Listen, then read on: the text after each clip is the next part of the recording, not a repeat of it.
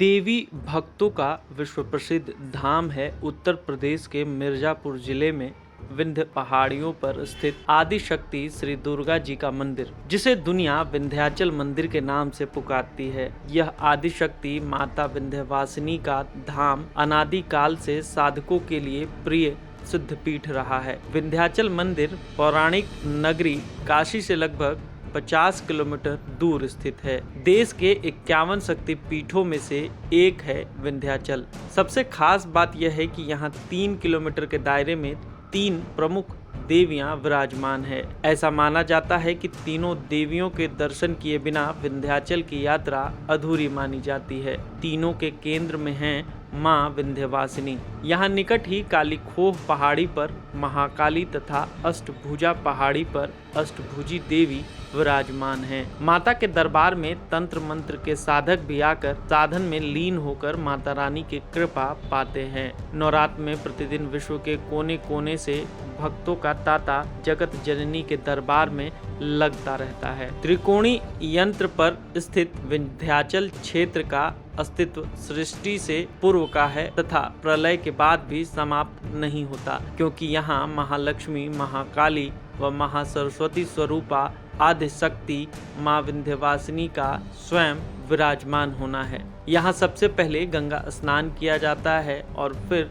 जय माता दी के उद्घोष करते हुए माँ विंध्यवासिनी का दर्शन किया जाता है। इस पुण्य स्थल का वर्णन पुराणों में तपोभूमि के रूप में किया गया है। यहाँ सिंह पर आरूढ़ देवी का विग्रह 2.5 हाथ लंबा है। इस बारे में अनेक मान्यताएं हैं। कहा जाता है कि देवी भागवत के 10वें स्कंद में सृष्टिकर्ता ब्रह्मा जी ने सबसे पहले श्री मनु तथा श्री शतरूपा को प्रकट किया। श्री मनु ने देवी की मूर्ति बनाकर 100 वर्षों तक कठोर तप किया, जिससे प्रसन्न हो भगवती ने उन्हें निकृष्ट राज्य, वंश वृद्धि, परम पद का आशीर्वाद दिया। वर देकर महादेवी विंध्याचल पर्वत पर चली गईं। तभी से ही माँ विंध्यवासिनी के रूप में आदि शक्ति की पूजा वहां होने लगी। शास्त्रों में माँ विंध्यवासिनी के ऐतिहासिक महात्म्य का वर्णन अलग अलग मिलता है। शिव पुराण में माँ विंध्यवासिनी को माता सती का रूप माना गया है, तो भगवत गीता में नंदजा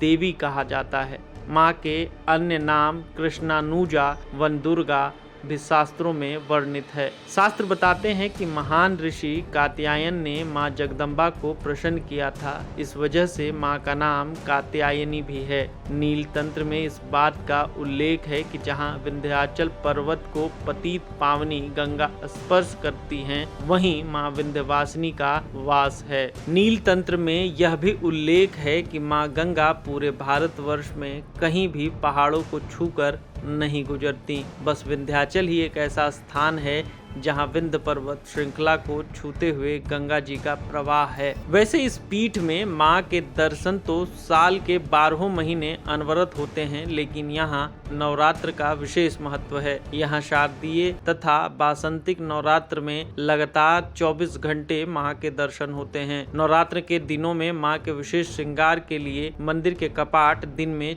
4 बार बंद किए जाते हैं। सामान्यतः दिनों में मंदिर के कपाट रात 12 बजे से भोर 4 बजे तक बंद रहते हैं। नवरात्र में महानिशा पूजन का भी अपना महत्व है।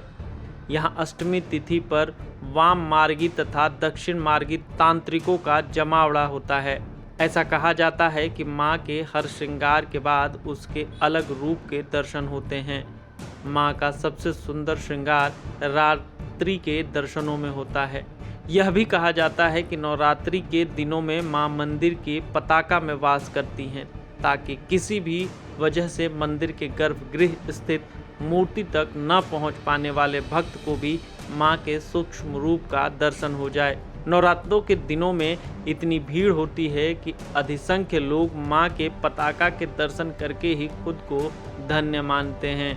हालांकि मां की चौखट तक जाए बिना कोई नहीं लौटता, लेकिन ऐसी मान्यता है कि पताका के दर्शन भी हो गए तो यात्रा पूरी मानी जाती है। विंध्य पर्वत श्रृंखला के नीचे माँ विंध्यवासिनी के दर्शन होते हैं तो अष्टभुजी मंदिर के नीचे सीता कुंड, तारा देवी, भैरव कुंड के दर्शन किए जा सकते हैं।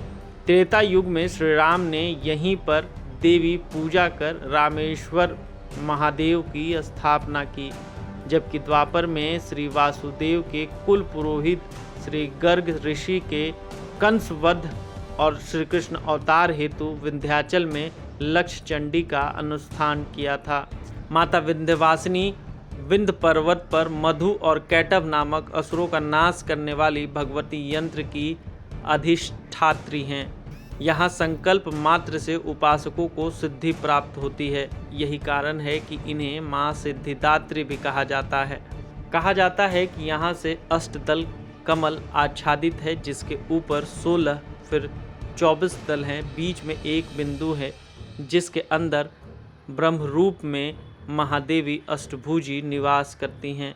यहाँ से मात्र 3 किलोमीटर दूर काली खोह नामक स्थान पर महाकाली स्वरूपा चामुंडा देवी का मंदिर है, जहाँ देवी का विग्रह बहुत छोटा लेकिन मुख विशाल है। इसके पास भैरव जी का स्थान है। ज्येष्ठ मास के शुक्ल पक्ष की षष्ठी तिथि में विंध्यवासिनी के दर्शन और पूजन का अतिशय महात्म्य माना गया है।